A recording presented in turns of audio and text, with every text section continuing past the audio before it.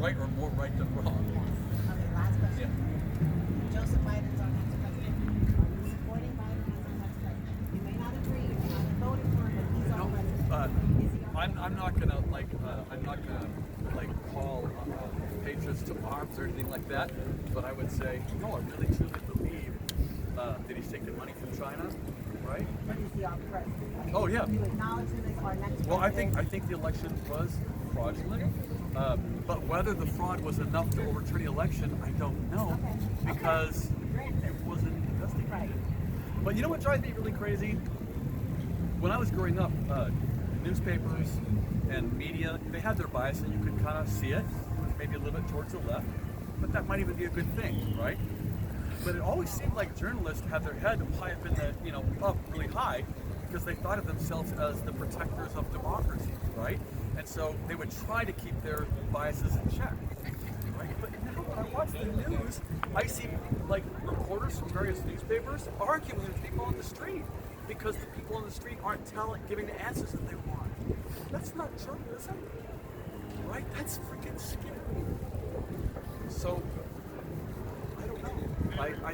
When I read in the newspapers and it says that Trump's claims that the election was fraudulent or there was voter fraud or whatever, when I see the newspaper telling me what I'm supposed to think, right? By using terms like baseless. Baseless means there's no base. It means there's not any evidence, right? But that's not true, because there's voter fraud in every election. We know this as adults. But usually it's not enough to overturn an election. But when the newspapers tell me what I must think, and I can pick up newspaper after newspaper and see the same kind of, then I get scared.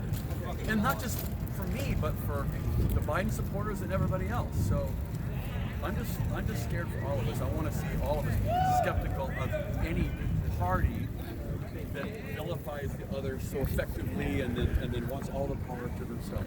So I'm going to go. I just want to say that, first of all, thank you for talking. I really appreciate that. Because I don't know if you noticed, as we were just talking, those two guys walked by and he said, he fucking lost, get over it. I don't know if you noticed that two guys just walked by. Well, and I don't know how much resistance you're going to get, so this is definitely I'm not staying after dark, that's for sure. Unless I hear a little voice in me, you've lived long enough, this is your day,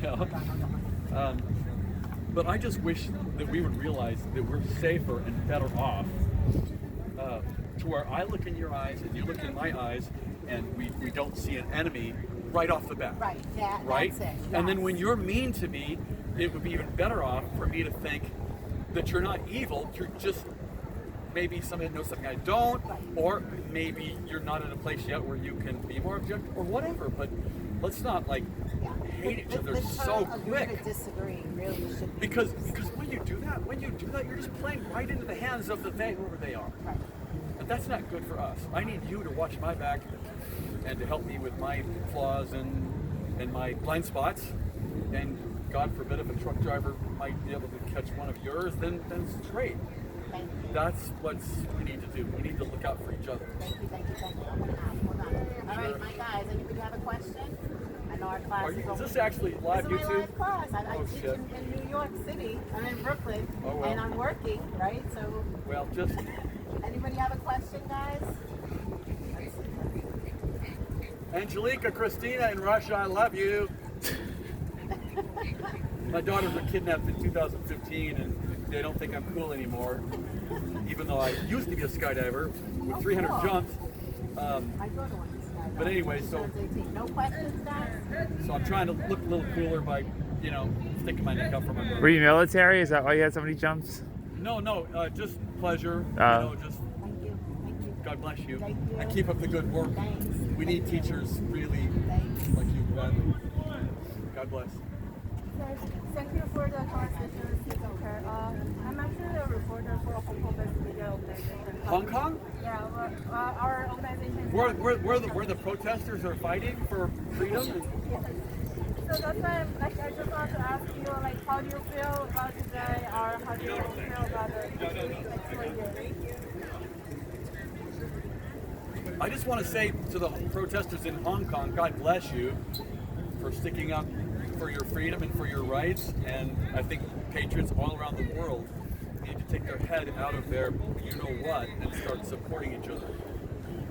Because if freedom falls in one place, it starts to fall everywhere, right? But as long as freedom exists in one place, it can exist in another. And for today, like, you're actually the only Trump supporter that I spotted on the street today. So, well, it's not because I'm brave, it's more because I'm an impulsive romantic, and I feel like Trump has really stuck his neck out for the common man. He's not done it as graciously or as gentlemanly maybe as he could have, but I really think his heart was in the right place. He's a rich man that made his money here that could not have made his money anywhere else. And I think he feels not guilty, but I think he felt obligated to try to make a difference. Do you know that in a video of him 20 or 30 years ago, he was once asked on a television show, Donald, did you ever think about running for president? And he didn't say he wanted to. He said, someday I might have to. And I could be wrong. I mean, I'm just a man. But I really think he became president not because he wanted to, but because he felt compelled to. Sort of as an attempt to pay back the country that has prospered him so much. Now, of course, I could be a fool, and we could all be fools. And we have to be careful of that, but on balance, I think that's really was his primary motivation. so how do you feel about today that Joe Biden is the next president? Well, it's just the way it is. I accept it, of course. But I do think the election had a lot of fraud. I have no idea if it was enough to overturn the election, but it's certainly a lot. And I'm sad that Trump is gone, of course, because I think he was a fighter, right? And so I'm sad about that, but it's just the way it is. And, we have to move on as best we can. And, Do you live in this area? Or no. do you travel to these Yeah, a few hundred miles. Can you just tell us where do you travel from? Tennessee. And what? Okay. Is there anything else that you want to share with the audience? No, I don't feel qualified to say really too much. And could you just give me one overview, just for the audience, like where are you and what are you doing here today? I just felt compelled to tell Donald Trump I love him and that we love him and that we know he took a lot of heat, right, for us, and that he's loved, that he's appreciated. Thank you so much. Anyway. Thank you for engaging in the conversations with us. Well, God bless us all, right? Thank you so much. Thank Can you. I ask And you God a bless Hong Kong too, especially the patriots in Hong Kong. Can I ask you a question? What do you think of the riot? I have mixed feelings. What are they? I'd rather not say. This is not a very easy place to have a conversation and speak very well. So I think you're doing a great job. I'd love to hear it. I wish they didn't happen.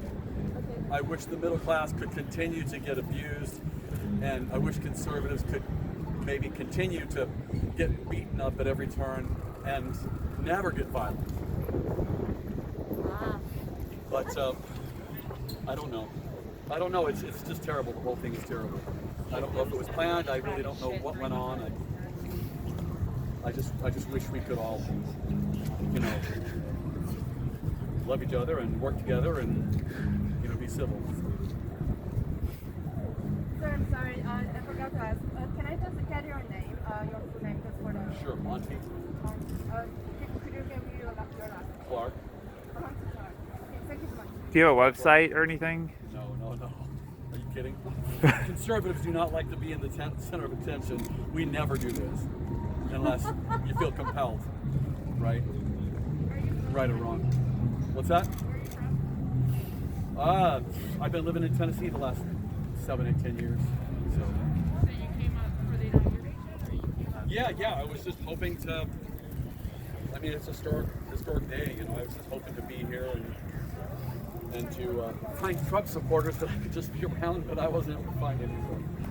So here I am. That's no surprise, right? Today? I guess I did. I have heard of some other people that said that they wanted to be here to, be a Trump supporter, even on today, but I haven't seen anybody. So I've seen one other person carrying a Stop the Steal sign, but just one. Right. When people were walking by, I was trying to get up the courage to even just wave this flag for a minute, right? And I was so scared. I thought if I could find just one Trump supporter, so wouldn't be alone, I could at least hold the flag up. But I didn't find one. And then I was just sitting here in the sun, and I was listening to the celebration down the street, and I heard some things I thought were very one-sided. And I thought, you know what? Come on, just show the flag and just be silent. Don't say anything. You could at least do that, right? And I thought, okay, I can at least do that. Yeah. So. And then the next thing I know, people are asking me questions, and I'm like, oh shit, Well, I commend you for your bravery because I think you're speaking calmly and you're I'm telling not very brave at all. Trust me. people what you think. Never ask a girl to. Well, I get when I was 37. I asked my first girl to dance at 37. Okay, that's not brave. So I'm not very brave, but when you're afraid for the future, for yourself and for your neighbors, for everybody, right? You can start to become a little braver. And then you stick your neck out a little bit, and then you see that you didn't instantly die, then you can stick your neck out a little bit further. And you learn along the way, right? Absolutely. If your object is to help, but also to learn. So. Well, I commend you for having a nice conversation with those of us who disagree with you out here today. Well, I just think we all need to stick together. We all need to be suspicious of power, whatever it is. I agree with that. Right? You help me with wherever it comes from. wherever exactly. Don't trust any of those. Whatever. Thank you. Any further than you can throw them. But you help me with my blind spots, and I hope maybe if there's any wisdom in me, maybe I might help you with yours, and together we're safer. Well, that's how we need to proceed is together. I think so. So thank you, Marty. God bless you. God bless us all. Thanks. Take care, guys. See